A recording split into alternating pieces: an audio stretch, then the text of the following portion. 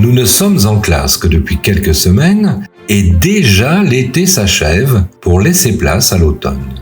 Cette saison commence le 21 septembre.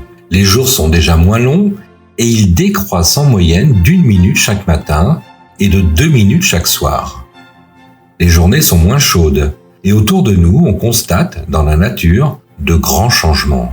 Les arbres passent du vert à une série de tons qui vont du beige jusqu'au rouge en passant par le brun. Le ciel est souvent gris et il commence à beaucoup pleuvoir. Les fruits mûrs, juteux et sucrés, se détachent des branches. C'est le moment de les cueillir. Nous pouvons déguster des pommes, des poires, des prunes, des noix, des noisettes de toutes sortes. C'est la période des confitures. Dans certains pays comme la France, l'Italie ou l'Espagne, c'est la période des vendanges, la cueillette du raisin qui va servir à fabriquer le vin.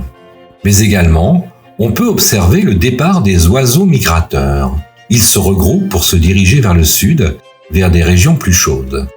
Ils franchissent des milliers de kilomètres et choisissent des itinéraires où les étangs et les marais sont nombreux. Ils y font une halte pour se reposer et se nourrir. Certains oiseaux ont déjà fait le voyage et se souviennent de la route, mais c'est surtout le soleil qui leur permet de s'orienter.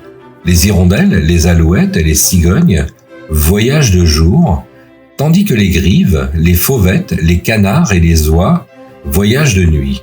Ils se repèrent d'après les étoiles. L'automne est une belle saison où l'on peut observer beaucoup de choses.